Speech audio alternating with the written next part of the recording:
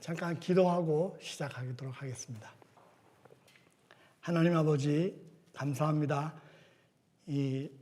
오늘 종교개혁 특강을 하게 되었습니다.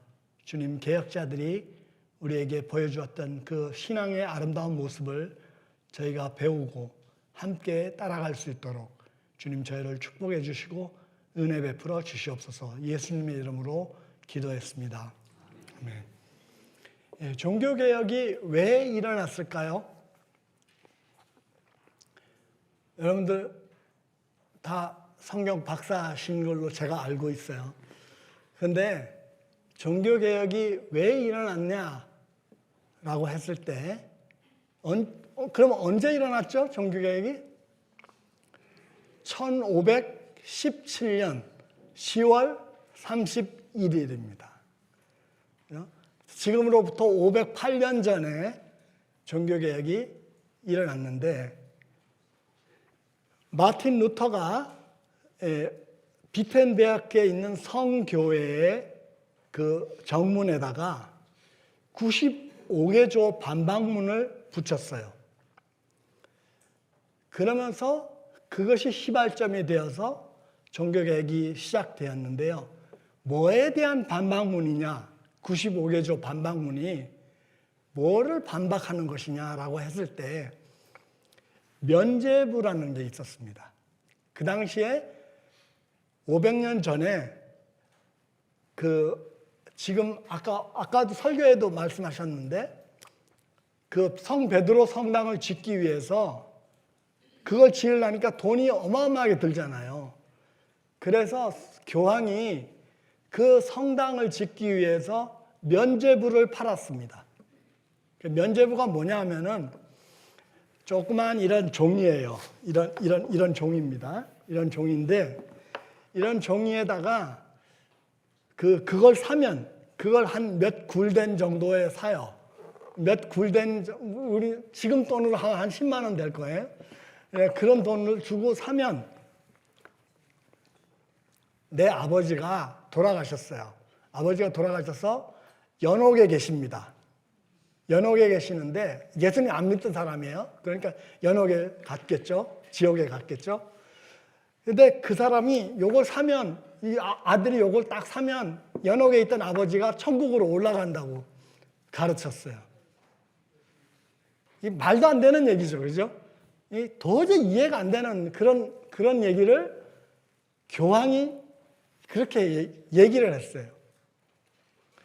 그래서 그 교황의 가르침을 따라서 티젤이라는 신부가 열심히 독일 전역에 그 면죄부를 팔러 다녔습니다.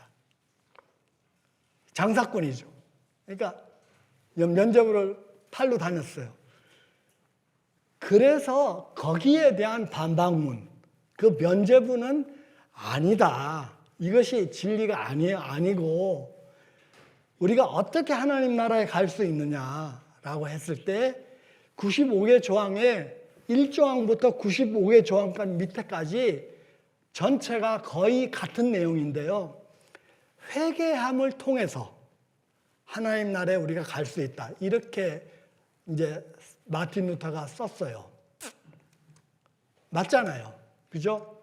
우리가 우리의 죄를 회개해야만 하나님 나라 가죠. 예수님께서 이 땅에 오셔서 첫 메시지가 뭐죠? 회개하라. 복음을 믿으라. 그러잖아요. 그래서 그 회개를 해야만 하나님 나라에 가는데 회개를 안 하고 돈으로 사는 거예요.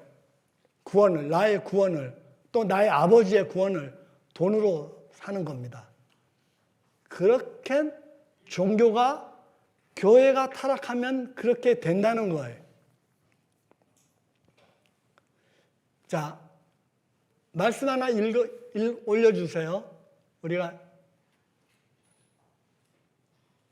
요한계시록 18장 12절, 13절을 보시면 한번 읽어보겠습니다.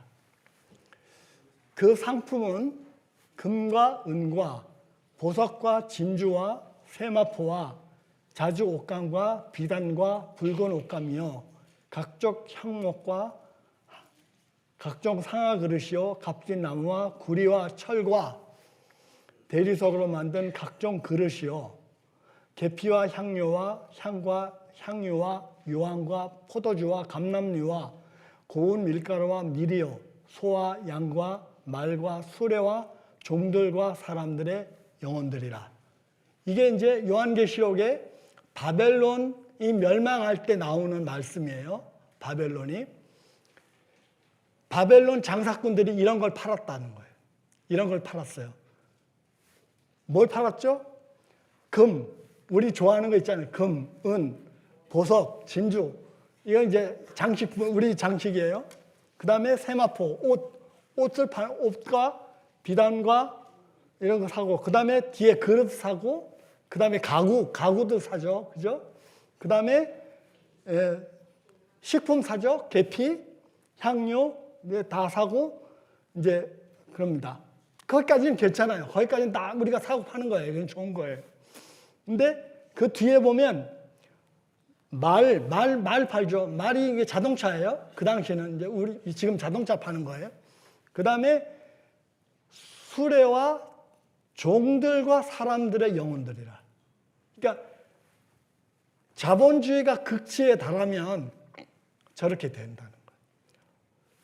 사람들의 영혼을 사고 파는 시대가 된다는 겁니다. 그게 면죄부입니다. 딴 얘기가 아니고 면죄부가 사람의 영혼을 내 돈을 주고 사는 거죠. 사가지고 그거를 천국으로 올라가는 거예요. 그렇게 해서 지은 것이 지금 성 베드로 성당입니다.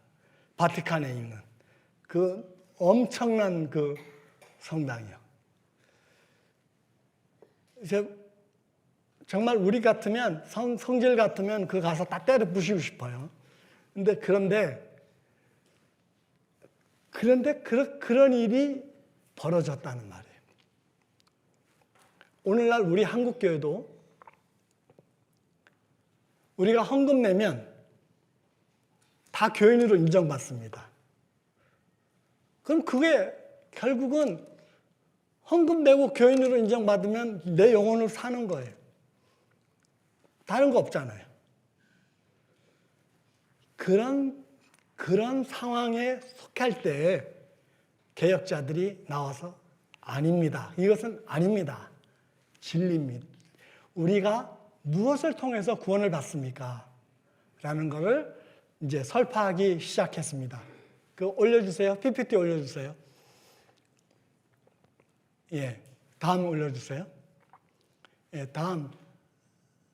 예, 거기 보면 1517년 10월 31일 날 마틴 루터가 그 195개조 반박문을 올리면서 벽에 붙이면서 주장한 5가지 명제가 있습니다. 첫째로 여기 보시면 솔라 그라치아라는 말이 있죠. 이 말은 무슨 말이에요? 여러분들 라틴어 모르시죠? 라틴어입니다. 이게 라틴어인데 솔라라는 말은 오직 그렇다 이 말이에요. 그다음에 그라치아는 은혜라는 뜻입니다. 그러니까 오직 은혜로 우리가 하나님의 은혜로 구원을 받는다. 너무나 당연한 얘기예요. 너무나 정말 맞는 얘기죠.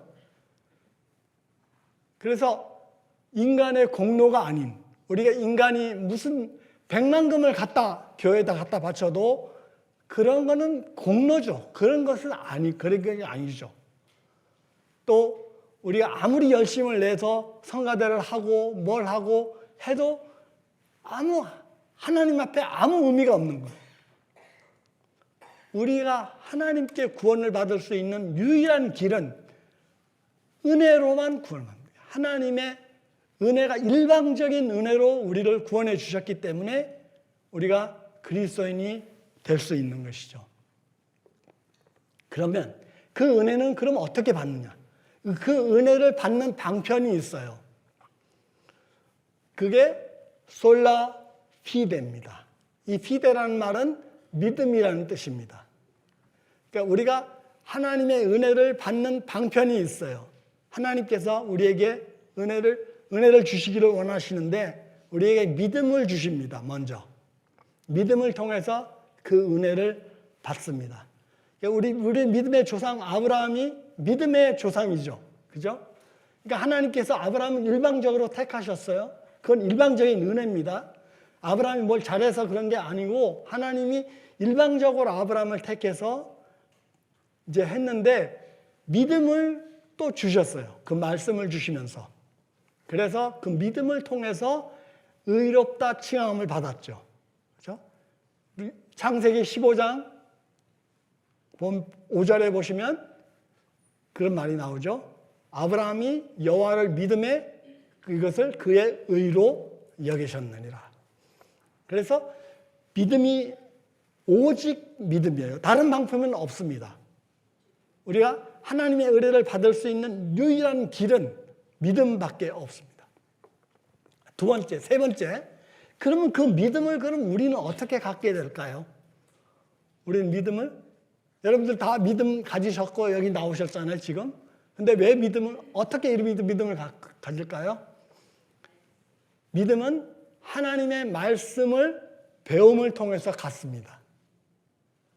로마서 10장 말씀 있죠? 믿음은 들음에서 난다고 했죠. 그죠? 그래서 우리가 하나님 말씀을 들으면 믿음이 생겨요. 성령께서 역사하시죠. 물론 성령께서 역사하셔서 믿음이 생깁니다. 그래서 솔라 스크립투라라는 말이 나왔습니다. 이 스크립투라가 성경입니다. 성경. 오직 성경 말씀을 통해서 믿음을 갖습니다.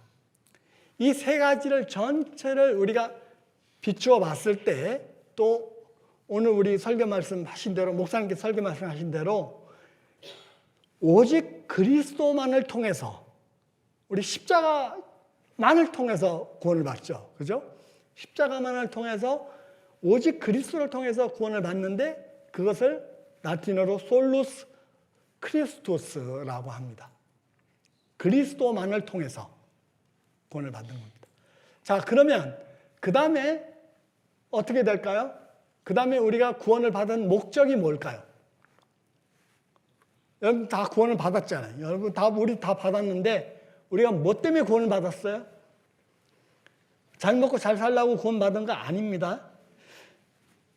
그것도 한 부분이에요. 그것도 하나님이 주신 은혜예요. 그죠? 그것도 한 은혜지만 실제로 우리 그리스도인들이 구원을 받은 목적은 하나님의 영광을 위해서 구원을 받았습니다. 우리의 삶 자체도 맞죠? 웨스터민스터 그 소요리 문답의 1항에 나오죠. 인간의 목적, 인간이 존재하는 이유가 뭐냐라고 했을 때 솔리 데오 글로리아, 오직 하나님께만 영광을 돌린다라고 했습니다. 성경 말씀으로 증명을 제가 할게요. 에베소서 1장 6절에 보시면 에베소서 하나님께서 예정을 해주셨어요. 예정을 창세전부터 우리를 예정하셔가지고 우리를 그리스도인을 만들었어요. 근데 그 목적이 뭐냐? 에베소서 1장 6절에 보시면 하나님을 찬양하게 하려 하심이라. 그 다음에 1장 12절에도 하나님께서 우리에게 기업을 주셨는데 기업을 주신 이유가 뭐냐? 하나님을 찬송하게 하려 하십니다. 그 다음에 14절에 1장 14절에도 우리에게 성령을 주셨어요. 하나님께서 우리에게 성령을 주시고 인치심을 주셨습니다. 우리가 성령으로 도장을 받아서 이제 우리의 구원이 확증되었어요. 그 확증된 이유도 하나님을 찬송하게 하려 하십니다. 구약부터 시작해서 신약 전체에 이르기까지 전부 다 그 내용이에요. 우리는 하나님을 찬송하기 위해서 부르심을 받았고 구원을 받았습니다. 그런데 오직 하나님만, 여기 보면 솔리 데오 글로리아, 오직. 그 말은 무슨 말이냐면 우리 인간을 숭배하지 말라는 얘기예요. 그 당시 종교개혁 당시에는 성자들을 숭배했어요. 성모 마리아를 숭배하고 성자들을 숭배하고 교황을 숭배하고 또 사제들을 숭배했어요. 그래서 그 사제들을 통해서만 우리가 하나님께 갈 수 있다라고 가르쳤습니다. 그런데 마틴 루터는 사람을 숭배하는 것은 우상 숭배라고 했어요. 그래서 우리 한국 사람들도 마찬가지예요. 한국 사람들 약간 영웅을 그리워하는 경향이 있습니다. 서양 사람들은 안 그래요. 이제 서양 사람들 하도 뒤어가지고 사람들에게 뒤어가지고 이제 사람들을 별로 안 좋아합니다. 그런데 우리 한국 사람의 동양적인 정서는 약간 그래도 아직 사람을 뭔가 기대를 해요. 사람에게. 그러니까 저도 이렇게 양복 입고 나와서 멋있게 보이잖아요. 그러면 꼭 저 사람이 뭐가 있는 것처럼 생각하기가 쉽죠. 근데 내 안에 들어있는 게 뭐겠어요? 죄밖에 없어요. 우리 안에 갖고 있는 건 죄밖에 없습니다. 유일하게 갖고 있는 게 그겁니다. 그런 사람을 어떻게 우리가 뭔가 숭배를 하겠어요? 거기서 무슨 기대를 하겠습니까? 무슨 소망을 걸겠습니까? 사람에게. 그 사람에게 소망을 걸지 말자고 하는 게 종교개혁의 모토입니다.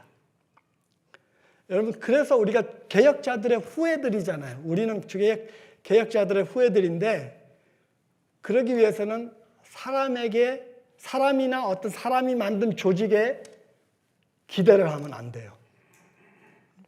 그건 우상숭배예요. 그래서 그런 점을 우리가 회개해야 하죠.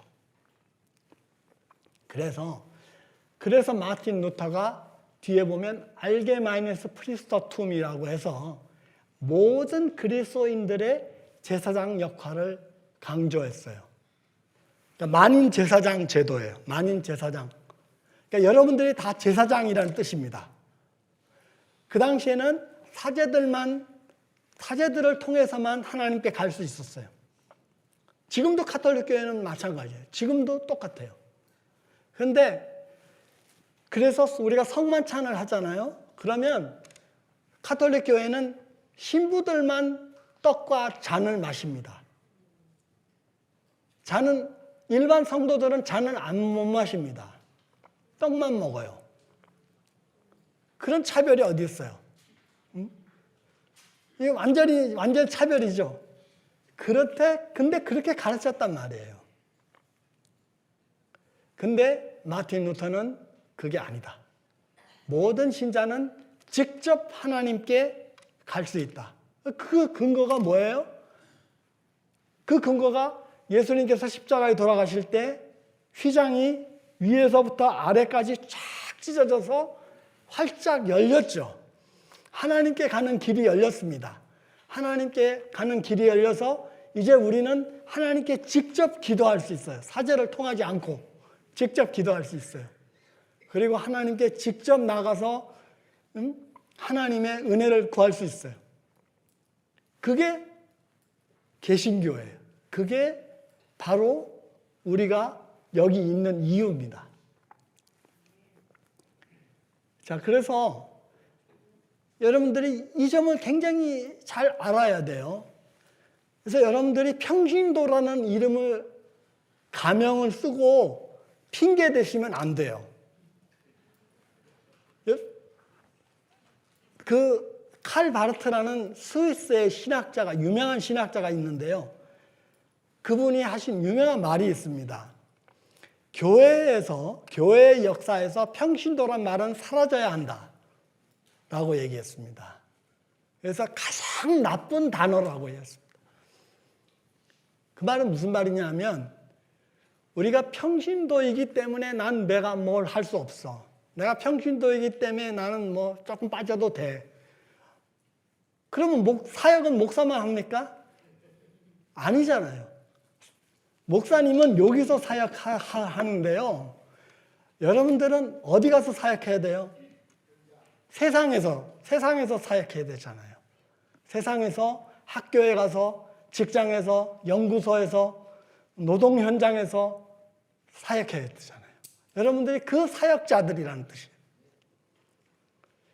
이거를 게을리한다면 우리 목사가 여기서 설교 게을리하는 거나 똑같아요. 여러분들 목사님들 막 욕하잖아요. 여러분들 목사님 그렇게 못하면 욕하죠. 근데 여러분들이 실제로 그렇단 말이에요.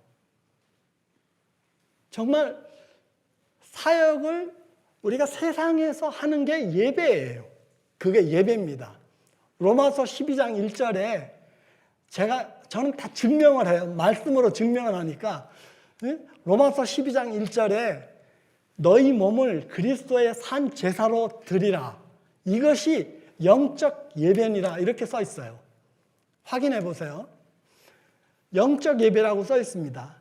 그러면 예배가 여기 와서 이렇게 모여서 드리는 그 예배가 아니고 이것도 예배죠. 이것도 예배인데 이것만이 예배가 아니고 우리의 일상의 삶에서 가정에서 주부가 요리를 하고 설거지를 하고 또 그렇게 하는 것이 예배란 말이에요. 그것을 하나님을 섬기는 마음으로 해야 한다는 뜻이에요. 얼마나 거룩한 것이에요. 하나님을 섬기듯이 죽게 하듯이 요리를 맛있게 해서 우리 아이들을 먹이는 이것이 거룩한 일이란 말이에요. 그런 것이 종교개혁자들이 얘기한 것이에요. 개혁자들이 한 유명한 말 중에 개혁은 한 걸음 늦춘 타락이다라는 말을 했어요. 왜 그런 말을 했을까요? 우리가 개혁을 아무리 열심히 해도요, 한 1년만 지나면 또 타락한다는 뜻이에요. 교회는. 그게 인간이에요. 인간은 언제든지 타락할 요소가 있어요. 그래서 그 교회는 끊임없이 개혁을 해야 한다는 뜻이에요. 역사가 그걸 증명해줘요. 100년 후에, 종교개혁이 일어난 100년 후에 그 루터 교회, 그 왕성했던 루터 종교개혁의 운동들이 사라졌어요. 그래서 또 타락했어요. 교회는 그럴 수밖에 없습니다. 또 그럴 뿐만 아니라 30년 전쟁이 있어서 종교 전쟁, 카톨릭과 이제 개신교가 피 터지게 싸웠어요. 그래서 독일 인구의 3분의 1이 죽었습니다. 또 그 당시에 코로나 같은 패스트가 있었어요. 흑사병이 있었고 팬데믹이 돌았습니다. 또 이 팬데믹을 통해서 3분의 1이 또 죽었습니다. 그래서 3분의 1만 살아남았어요. 전 유럽이 그렇게 됐어요. 전 유럽이 황폐화됐습니다. 이게 이유가 뭐냐? 이게 교회가 끊임없이 개혁을 해야 하는데 교회가 그냥 자기 한 번 개혁했다고 그거 안주한 거죠. 안주했기 때문에 100년 후에 또 타락한 거예요. 그래서 결국은 그렇게 비참한 상황이 일어날 수밖에 없었던 겁니다. 예. 자, 그래서 일어난 운동이 경건주의 운동이에요. 그 다음에 100년 후에, 그러니까 1517년에 이제 개혁 운동이 시작돼서 거의 이제 루터와 멜랑톤, 지빙글리, 그 다음에 칼빈까지 가서 거의 완성이 됐어요. 칼빈의 제네바에서 종교개혁이 완성되었습니다.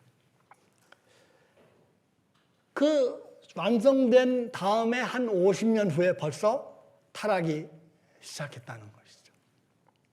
그만큼 우리는 아무리 위대한 루터, 멜랑톤, 지빙글리, 칼빈 이런 사람은 정말 위대한 개혁자들이잖아요. 그 개혁자들이 그렇게 목숨 걸고 개혁을 했어도 우리 인간은 또 타락한다는 뜻입니다. 그래서 그게 인간이기 때문에 그걸 인정하셔야 돼요. 그걸 인정 안 하면 하나님, 예수님이 왜 십자가에 돌아가셨겠어요? 도대체. 예수님이 우리가 그렇게 우리 스스로 잘 살 수 있다면 왜 십자가에 돌아가셨겠어요? 그러니까 우리가 살 수 없기 때문에, 우리가 그렇게 할 수 없기 때문에 우리는 죄의 덩어리잖아요. 이 교회는 그래도 한 100년이라도 갔지. 사실 우리는 여기서 회개를 지금 제가 한다고 해서 한 1년만 가면 제 안에 온 덩어리가, 죄 덩어리가 다 있을 겁니다. 그렇지 않겠어요? 그러면 그렇기 때문에 끊임없이 회개하고 끊임없이 용서함을, 죄사함을 받아야 한다는 뜻이죠. 그래서 요한 1장에 보시면 끊임없이 죄를 고백하면, 자백하면 그리스도의 피가 우리를 깨끗하게 하실 것이요 라고 계속해서 그런 말씀이 나오죠. 이게 개혁이에요. 개혁이 뭐 거창한 것이 아니고, 개혁이라는 것은 우리의 자신을 돌아보고 우리의 죄를 고백하고 회개하고 나 자신을 개혁해 나가는 것이죠. 그렇게 하면 교회도 개혁이 되고 사회도 개혁이 되고 전 지구가 개혁이 되겠죠. 그래서 100년 후에 여기 보면 1635년이라고 그랬잖아요. 아까 1517년에 종교개혁이 일어났다고 했는데 지금 거의 한 100년 조금 넘었어요. 그죠? 100년 조금 넘었는데 어떤 사람이 나타났냐 하면 필립 야콥 스페너라는 분이 나타났습니다. 이 목사님인데 유명한 목사님이에요. 이 독일의 목사님입니다. 슈트라스부르크에서 태어나서 그 당시는 슈트라스부르크가 지금은 프랑스인데 그 당시는 독일이었어요. 그래서 독일의 슈트라스부르크에서 태어나서 거기서 신학 공부를 하고 박사가 되고 이제 나중에 프랑크푸르트에 오셔서 제가 지금 살고 있는 프랑크푸르트에 오셔서 시무를 하기 시작했습니다. 목사 시무를 하기 시작했는데 이분이 이제 교회 상황을 돌아보니 이건 교회는 또 개혁해야 된다라고 해서 무엇을 주장하기 시작하셨냐면 이 교회 속의 교회, 에클레시아 인 에클레시아라고 해서 우리 오늘 말로 말하면 우리 속회 모임을 의미해요. 그죠? 속회 모임이나 구역 모임 그런 걸 의미해요. 그래서 그 구역 모임을 교회와 같이 그렇게 만들어야 한다는 거죠. 그 속에서 정말로 성경을 진지하게 공부하고 연구하고 치열하게 기도하고 한 교회처럼 그렇게 만들어야 한다는 것을 주장하기 시작했어요. 그래서 소그룹 성경 공부를 강조하기 시작했습니다. 그 다음에 그 공부한 것에 그치지 않고 삶과 신앙이 일치하도록 강조하기 시작했습니다. 왜냐하면 그 당시에 아까 제가 말씀드린 대로 전쟁이나 또는 패스트나 이런 질병으로 인해서 사회가 황폐하게 됐었는데 많은 그 고아들이 나타나기 시작했어요. 그래서 그 고아들을 도울 수 있는 길이 교회밖에 없었습니다. 그래서 그 교회 속에서 고아들을 받아들여서 그들을 키우고 그들을 돕고 그들을 하나님의 사람으로 이제 양육하는 그런 일들을 하기 시작했습니다. 그래서 최초의 고아원 모델을 이제 프랑크푸르트에다가 제시하기 시작했습니다. 이 목사님은 피아 데시데리아라고 하는 책을 썼어요. 피아라는 말은 뭐 사랑한다 그런 뜻이에요. 좋아한다. 피아. 그다음에 데시데리아라는 말은 경건이라는 뜻입니다. 그래서 경건을 사랑한다. 경건을 우리가 추구한다. 그런 뜻이에요. 경건의 요청이라는 그런 책을 썼는데 그 책에서 이런 내용들을 다 강조했어요. 그래서 그것이 경건주의의 창시자로서 쓰임을 받게 되었습니다. 이분이 굉장히 우리에게 영감을 주는 것은 성경 말씀을 그냥 지식적으로만 아는, 그러니까 종교개혁은 어떤 의미에서 교리의 개혁이에요. 그죠? 우리가 행위구원에서 믿음으로 구원을 받는, 은혜로 구원을 받는 그 교리가 분명히 세워진 게 종교개혁이에요. 근데 그 종교개혁이 교리만 고쳤다고 해서 그러면 끝나는 게 아니잖아요. 교회는 항상 우리 로마서 말씀을 보면 로마서 1장부터 11장까지는 교리죠, 교리. 그죠? 그 교리를 우리가 배워야 되죠. 12장부터 16장까지는 뭐예요? 이론입니다. 실천이 나오죠. 모든 선지서가 다 그래요. 예배소서도 예배소서 1장부터 4장까지는 교리입니다. 그다음에 5장, 6장은 실천편입니다. 골로새서도 마찬가지고 다 마찬가지입니다. 그래서 항상 우리는 동전의 양면처럼 교리가 개혁되고 또 나의 삶이 개혁돼야 된다는 거죠. 그래서 우리나라 교회는 요게 문제예요. 요게 문제입니다. 그래도 독일 교회는 그렇게 썩었어도 독일 교회는 진짜 예수님을 믿는 사람들은 신앙이 달라요. 삶이 다릅니다. 그들은 정말로 자기의 삶과 신앙과 삶이 거의 일치합니다. 그것이 오늘 우리나라 교회에게 던져주는 경건주의 이 스페너 목사님의 그 메시지라고 할 수가 있어요. 이분이 가장 강조하신 말씀이 맨 처음에 내가 PPT에 올려드렸는데, 이 말씀. 하나님 아버지 앞에서 정결하고 더러움이 없는 경건은 고아와 과부를 그 환난 중에 돌아보고 또 자기를 지켜 세속에 물들지 아니하는 그것입니다. 그래서 실천을 하라는 얘기죠. 그렇죠? 루터는 로마서하고 갈라디아서를 보석처럼 여겼어요. 우리 성경의 진주라고 얘기했어요. 루터는 갈라디아서를. 그리고 야고보서를 지푸라기라고 얘기했어요. 심지어 그 위대한 루터마저도 그렇게 얘기했어요. 그건 이해를 해야 되는 게 루터가 그 당시는 교리를 고치는 게 가장 중요했어요. 그것만이 살 길이었어요. 그렇기 때문에 이 야고보서는 약간 딴지를 거는 거잖아요, 실제로. 너희들은 믿음만 가지면 뭐하냐, 막 이렇게 이제 얘기를 하잖아요. 그렇기 때문에 그거를 루터는 지푸라기 서신이라고 얘기했어요. 그러니까 루터의 약점이죠. 그건 루터의 약점입니다. 우리 하나님은 뭐 한 인간에게 강점만 주지 않아요. 전부 약점도 주십니다. 그래서 하나님만을 숭배할 수 있도록, 그러니까 사람에게 무슨 희망을 두지 않도록 그렇게 하나님 하셔요.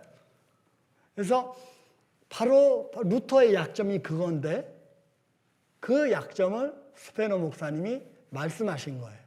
지금. 그래서 고아와 과부를 돌아보고 자기를 지켜 세속에 물들지 않게 하는 것이 진정한 경건이다.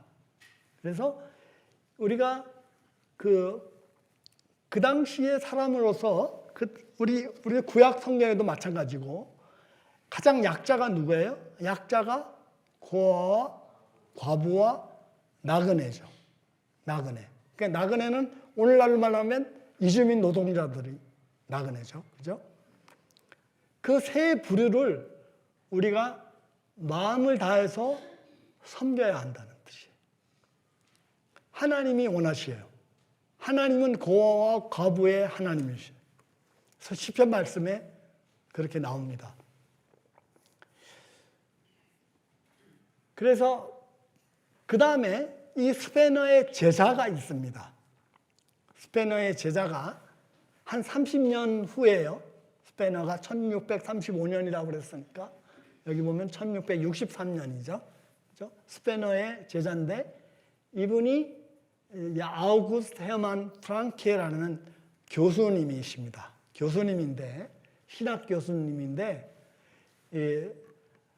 마틴 루터가 비텐베르크 대학의 교수였잖아요. 근데 그 비텐베르크 대학이 어디로 옮겨갔냐면 할레라는 곳으로 옮겨갑니다. 그래서 할레 대학을 이제 세웁니다. 그 할레 대학의 교수로 이 프랑케 교수가 가셨어요. 그러면서 스페너 그 목사님의 경건주의를 그대로 신학으로 정립하기 시작했습니다. 그래서 스페너 목사님은 창시자라면 이분은 이제 완전히 완성하신 분이에요. 그러니까 말하자면 종교개혁에서는 마틴 루터가 창시자죠. 완성자는 누구예요? 칼빈. 칼빈이 완성을 했습니다. 그래서 그렇게 하듯이 이분도 이제 완성을 할레 대학에서 경건주의에 대한 것을 다 모든 것을 이론을 정립하고 왕립을 했는데 그 중에 가장 위대한 일이 뭐냐면 정식 고아원을 세웠어요. 그 당시는 이제 스페너 목사님은 그냥 교회에서 그냥 고아들 받아서 키우는 그런 정도였다면 이 바이젠하우스라고 하는 고아원은 아주 엄청난 크기의 고아원이에요. 이 고아원은 할레 대학 전체가 고아원이었어요. 고아원. 대학 전체가. 그 고아원에서 신학도 배우고 학문도 약학도 배우고 화학도 배우고 모든 학문을 다 배웁니다. 그래서 이 고아원 출신의 노벨상 수상자들도 엄청 많이 나왔습니다. 또 이 고아원 출신의 사람 중에 가장 유명한 사람이 누구냐면 여러분 잘 아시는 조지 밀러라는 분이 계시죠. 이분이 영국의 브리스톨에 건너가서 또 고아원 세우죠. 그죠? 기도의 아버지. 100만 번 기도해서 모조리 다 응답받은 그 아버지. 그 아버지가 조지 밀러인데 그분이 바로 이 아우구스테 맘프랑케의 가르침을 받았어요. 그 다음에 이 프랑케 교수는 데니시 할레 미시온이라고 하는 선교단체를 만들었습니다. 그 선교단체를 만들어서 선교회를 조직해서 최초의 개신교 선교사를 파송했는데 시겐발크라고 하는 그 선교사를 파송했습니다. 이분이 인도에 선교사로 갔어요. 윌리엄 캐리가 인도에 가기 전에 한 50년 전에 벌써 이분은 인도에 갔습니다. 그리고 그 다음에 이제 그 데니시 할레 미시온을 통해서 그 베를린 선교학교라는 것이 만들어져요. 베를린에 선교학교가 만들어지는데 거기 출신의 한 독일 선교사가 있는데 칼 규츠라프라는 선교사가 있어요. 여러분 아세요? 칼 규츠라프라는 선교사님이 우리나라에 오신 최초의 선교사님이에요. 여러분들은 우리 언더우드 아펜셀러 선교사님은 잘 아시죠? 그죠? 언더우드 아펜셀러 선교사님이 1885년이에요. 1884년, 1885년. 그런데 그 전에 한 50년, 한 30년 전에 칼 규츠라프라는 선교사님이 독일 선교사님인데 원래 홍콩에 계셨어요.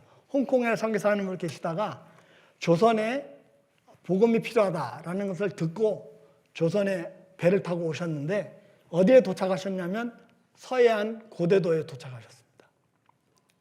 서해안의 고대도에 도착하셔가지고 이분이 하신 두 가지 업적이 있는데 첫째로 주기도문을 한국말로 우리 어문으로 한자에서 주기도문을 한글로 고쳐가지고 갖고 오셨어요. 그래서 주기도문을 우리에게 가르쳐 주셨습니다.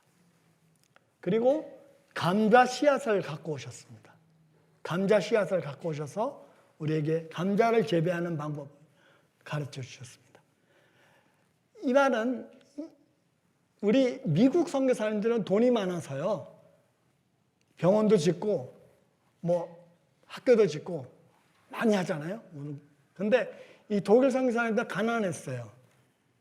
가난해가지고 무슨 뭔가를 누구한테 뭔가를 전해줘야 되는데 또 우리 조선 백성들의 형편을 보니까 뭔가를 줘야 되잖아요. 또 식량 문제를 해결해 줘야 되는데 그걸 해결하기 위해서 감자 씨앗을 갖고 오셔서 감자를 가르쳐 주셨다. 또 이제 이런 비슷한 예가 카나다의 게일 선교사라고 있어요. 그 당시에. 근데 그 게일 선교사님이 대구에 내려가셨는데 대구에 가서 뭘 가르치냐? 사과 심는 법을 가르쳐 주고 있어요. 사과나무 심는 법을. 그래서 대구의 그 반야월이 부촌이 됐습니다. 완전히 과수원부시 되고 거기가 복음화되는 그런 일이 있었습니다. 이게 그만큼 그 자비랑 선교 훈련을 받으신 분들이에요. 그래서 칼 규칠라프라는 그 분은 어떤 전통을 물려받았냐 하면 이제 앞으로 뒤에 나오는 그 친젠도르프 백작의 그 헤레누트 공동체에서 자비랑 선교사들을 파송하거든요. 그래서 전혀 후원을 받지 않고 자기가 스스로 일해서 먹고 살면서 선교하는 그 모델을 제시했는데 그 모델에 그대로 받아서 한 것이요. 그리고 이제 또 이 프랑케 교수는 그 할레 그 대학에서 무상교육을 강조했어요. 독일에 지금 무상교육이 되죠. 박사학위까지 등록금 안 받거든요, 독일은. 그러니까 다 이분의 업적입니다. 이분이 그런 기초를 다 놓으신 겁니다. 그래서 또 직업교육. 우리 독일에, 이제 우리는 인문계 고등학교를 많이 가는데, 우리나라는. 독일은 벌써 4년, 국민학교 4년까지만 하고, 초등학교 4년까지만 하면, 그 다음 또 5년째부터는 갈라져요. 아비투어를 인문계 고등학교를 갈 사람과 직업교육을 받을 사람이 갈라집니다. 직업교육을 받는 비율이 더 많아요. 그런 모델을 제시하신 분이 이분이에요. 프랑케 교수님이죠. 그래서 모든 우린 말하자면 사회복지에 대한 모든 것을 총체적으로 다 기획하시고 만들으시고 실천하신 분이 이 프랑케 교수님인데 이분의 그 업적이죠, 그것이. 그래서 우리는 그 종교개혁을 통해서 정말 복된 복음을 받았다면 그 복음을 복음되게 하는 또 실천편에서는 이런 역할을 하게 하신 것이죠. 그래서 이분의 좌우명이 있습니다. 이사야 40장 31절 말씀에 오직 여호와를 앙망하는 자는 새 힘을 얻으리니 독수리가 날개치며 올라갈 같은 것이요 다른 박질하여도 곤비하지 아니하겠고 라는 그런 말씀을 좌우명으로 삼고 이렇게 하셨습니다. 그 다음에 친젠도르프라는 분 여러분 잘 아시죠? 그 친젠도르프가 바로 그 프랑케 교수의 고아원에서 자란 사람이에요. 이분은 귀족인데 자기 아버지가 일찍 돌아가셨어요. 그리고 엄마가 다른 데로 시집을 가버렸어요. 그래서 진짜 고아가 된 거예요. 고아가 돼가지고 그 할머니가 이 고아인 친젠도르프 백작이에요. 말하자면 우리나라 말로는 왕입니다. 왕을 갖다가 고아원에 입학을 시켜요. 그러니까 그 할머니도 위대하죠. 할머니가 얼마나 위대합니까? 다 고아들하고 같이 먹고 살게 해요. 응? 똑같은 음식도 똑같이 먹고 거기서 왕인데 그렇게 한단 말이에요. 그래서 그런 교육을 받아서 이제 자기가 나중에 이제 커서 성인이 돼서 이제 진짜 왕이 됐어요. 왕이 돼서 이제 그 작센주의 그 영토를 받게 됩니다. 그래서 여러분들 드레스덴이라는 도시 아시죠? 드레스덴 도시의 그쪽에 있는 주가 작센주인데 그 작센주의 왕입니다. 백작입니다. 그래서 그 작센주에 자기의 영토가 있는데 그 헤레누트라는 영토에 독일과 지금 체코, 폴란드 국경에 있는 그 헤레누트라는 거기에 체코의 그 당시 모라비안들이 핍박을 많이 받았어요. 그러니까 개혁 신앙을 믿는다고 해서 가톨릭 교회로부터 너무 핍박을 많이 받아서 도망쳐 나왔어요. 이 난민들이죠. 난민을 자신의 영토에 받아들였어요. 그 친젠도르프가. 그래서 헤레누트 공동체를 이루게 됩니다. 그 헤레누트 공동체는 선교 운동입니다. 성령 운동과 선교 운동을 한 그 공동체인데, 이제 성령 운동은 우리가 조금 제쳐놓더라도 이 선교 운동을 제창하신 분이에요. 그래서 이분들의 목표는 정말 성육신적인 선교. 그러니까 우리가 하나님의 복음을 예수님께서 이 땅에 오셨잖아요. 성육신 하셨잖아요. 그러니까 하나님이 예수님을 보내셨잖아요. 그러면 예수님이 첫 번째 선교사예요. 하나님은 파송하셨고 예수님은 첫 번째 선교사로 이 땅에 오셨어요. 근데 어떤 모습으로 오셨을까? 육신의 모습으로, 종의 모습으로, 심지어 종이 되어서 오셨어요. 그래서 우리를 섬겨주셨죠. 발까지 씻어주시면서 섬겨주셨죠. 그것이 선교의 모델입니다. 그래서 모든 선교사는 이 예수님을 따라야 해요. 예수님을 따라서 성육신적인 선교를 해야 해요. 그러니까 내가 가서 지시할 수 없잖아요. 선교사가. 제가 독일에 가서 뭘 제일 먼저 했을까요? 독일 말을 먼저 배웠어요. 제일 먼저 배운 게 독일 말이에요. 그게 바로 성육신입니다. 그 사람들과 똑같은 말을 쓰고 똑같은 언어를 쓰고 똑같이 밥을 먹고 똑같이 대화하고 그래야 친구가 되고 복음을 전할 거 아니에요. 그러니까 그런 성육신적인 선교를 실천하신 모델이 헤레누트 공동체인데 심지어 이분들은 노예를 전도하기 위해서 스스로 노예가 되신 분들이 계셔요. 상상이 되셔요? 정말 이게 선교입니다. 선교라는 것은 다른 것이 아니고 선교가 우리가 뭐 선교사가 폼내고 가는 것이 아니고 정말 예수 그리스도의 정신을 품고 나의 온 것을 다 들여서 진짜 나의 신분까지 포기해서 노예가 되어서 노예들 같이 친구 삼고 전도하는 이런 모델을 우리에게 보여주신 분이 친젠도르프입니다. 친젠도르프의 좌우명이 있습니다. 고린도전서 이 엄청난 말씀인데요.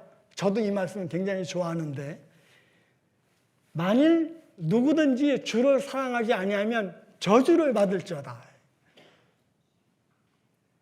우리 주여 오시옵소서. 나라나타 나라나타 이렇게 하시면서 정말 이분은 아까도 목사님께서 말씀하셨죠. 우리 그리스도인은 군사라고 했는데 바로 군사적인 정신을 얘기하신 거예요. 그리고 정말로 그 군사답게 주님을 사랑하지 않는 자는 진짜 저주를 받을 자다라고 할 정도로 좀 우리 지금 생각에 좀 심했는데 근데 그럴 정도로 그런 정신으로 선교하셨다는 뜻입니다. 그래서 결론적으로 우리가 종교생활이냐 신앙생활이냐 믿음이냐 경건이냐 우리가 이제 따져봐야 된다는 거죠. 우리는 종교생활을 하기는 쉬워요. 그리고 헌금하기도 쉽습니다. 사실 뭐 그렇게 어렵겠어요. 그런데 정말로 진짜로 믿는 진짜로 신앙생활 하는 것이냐 아니냐 그래서 우리가 돌아봐야 되고 또 사회적 약자를 위해서 사랑의 자비를 베풀고 교육하고 일자리를 창출하고 복지를 베풀고 하는 모든 이런 일들 그리스도의 마음으로 해야 한다고 가르쳐 주십니다. 또 선교적인 공동체 또 우리가 정말로 자비랑에서 선교하는 그런 헌신적인 공동체를 이루는 이것이 경건주의의 모델인데요.